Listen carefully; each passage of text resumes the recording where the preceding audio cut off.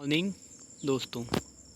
आज हम आपको सामान्य ज्ञान के कुछ महत्वपूर्ण प्रश्न उत्तर बता रहे हैं जो आने वाली प्रतियोगिता में बहुत ही यूजफुल और महत्वपूर्ण सिद्ध होंगे। जैसे क्वेश्चन नंबर 1 क्या देखते हैं।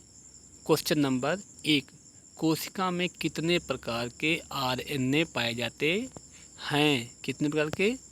3 प्रकार के। कितने? 3 प्रकार के। फिर कोशिका का सबसे पहले सूक्ष्मदर्शी द्वारा किसने देखा था? किसने? बता दो। दूसरा क्वेश्चन, कोशिका को सबसे पहले सूक्ष्मदर्शी द्वारा किसने देखा था? रॉबर्ट हुक ने देखा था। उसके बाद किसके कारण पादप कोशिकाएं जंतु कोशिकाओं से भिन्न होती है?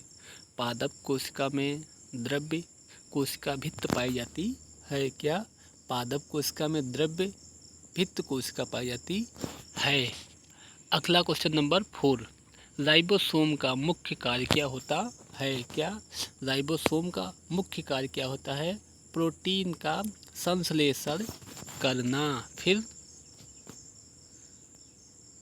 क्या है?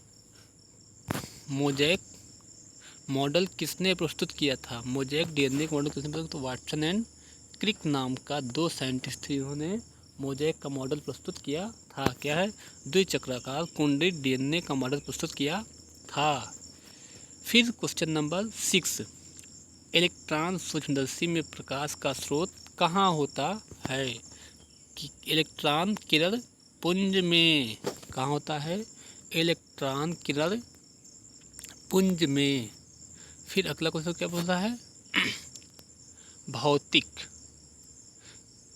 केंद्रक के किस आधार पर तुलना की जाती है? क्या पता? केंद्रक को किस आधार पर तुलना की जाती है? प्रोकैरियोटिक तथा यूकैरियोटिक के आधार पर तुलना की जाती है। प्रोकैरियोटिक तथा यूकैरियोटिक में मुख्य अंतर क्या होता है?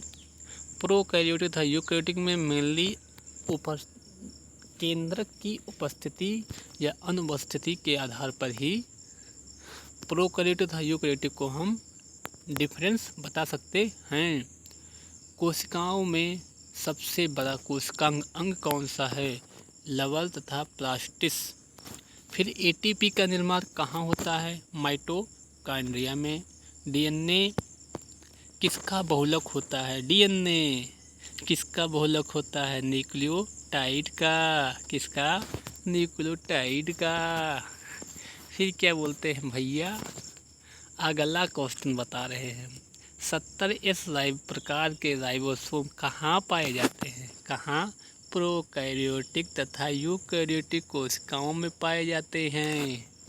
अच्छा, 1 माइक्रोन किसके बराबर होता है? 0, 10 10 10 की पावर -6 मिलीमीटर। फिर क्वेश्चन नंबर 15 पूछ रहे हैं। क्या? 15, 1 माइक्रोन किसके बराबर होता है? 10 की पावर -6 मीटर। फिर 1 एंगस्ट्रॉम किसके बराबर होता है? 0.001 माइक्रोन मीटर का भैया, माइक्रोन मीटर। फिर पूछ रहा है, ये देखो, पर्णहरित का स्रोत क्या होता है? क्या? पर्णहरित का सूत्र क्या होता है? इसमें C55, H72, O5, N4, Mg। फिर अगला क्वेश्चन पूछ रहे हैं, जीव द्रव्य का भौतिक आधार है, यह किसने कहा? हेल्से नामक साइंटिस्ट थे, जिन्होंने कहा था। जीव द्रव्य की खोज किसने की? क्या? डुजार्डन। क्या है? डुजार्डन नामक साइंटिस्ट ने खोज की थी। लवक की खोज किसने की? हैकल ने। किसने? हैकल। सबसे छोटा कोशिकांग अंग कौन सा होता है? राइबोसोम। कोशिका केंद्रक की खोज किसने की? रॉबर्ट ब्राउन ने की थी। किसने?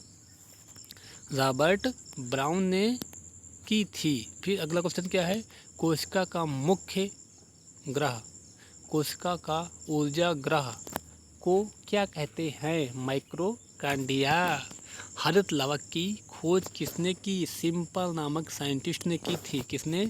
सिंपल नामक साइंटिस्ट ने। फिर कोशिकावाद। क्या है? कोशिकावाद का विचार किसने प्रस्तुत किया था? साइडेन तथा स्वाइन नामक 2 साइंटिस्ट ने। फिर लाइसोसोम की खोज किसने की?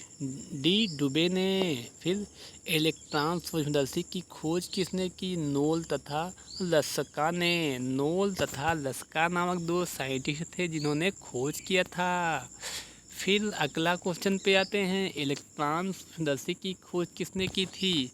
नोल तथा लस्का ने। फिर किसको केवल इलेक्ट्रॉन सूक्ष्मदर्शी द्वारा ही देखा जा सकता है? किसको? राइबोसोम को ही देखा जा सकता है।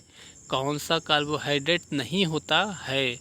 मेथायोनीन नामक केमिकल होता है जो कार्बोहाइड्रेट नहीं होता है। कार्बोहाइड्रेट क्या होता है? क्या? ग्लूकोज को कार्बोहाइड्रेट कहते हैं।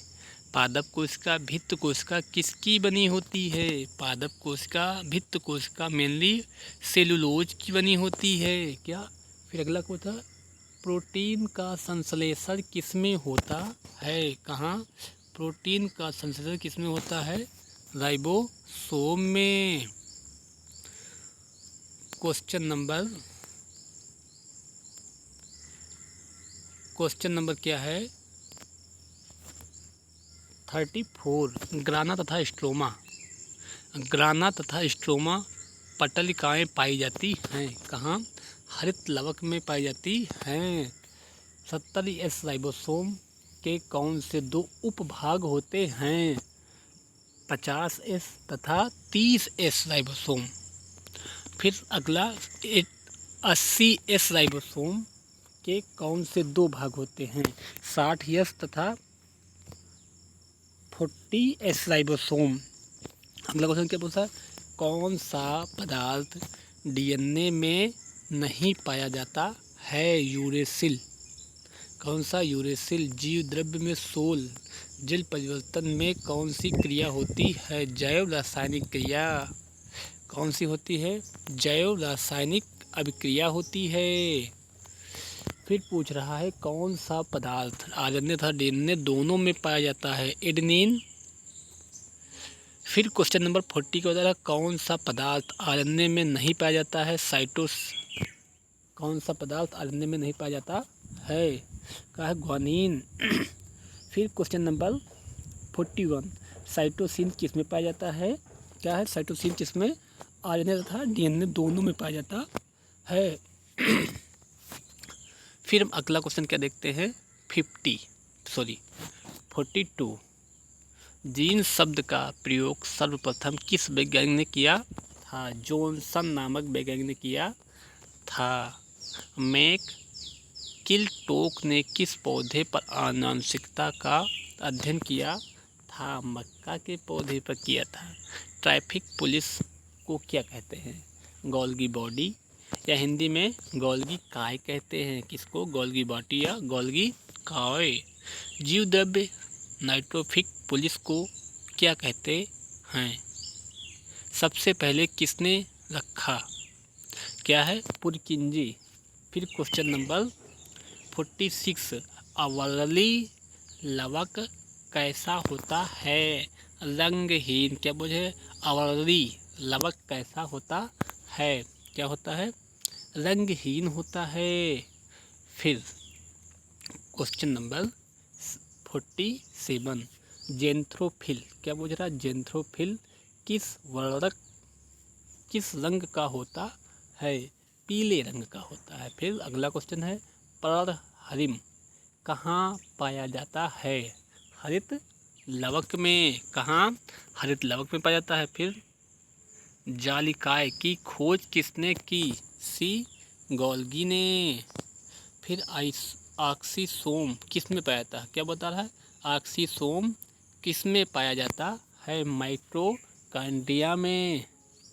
प्लीज़ सभी से रिक्वेस्ट है कि हमारे चैनल को सब्सक्राइब करें और बेल आइकन को दबाना ना भूलें। Thank you my dear.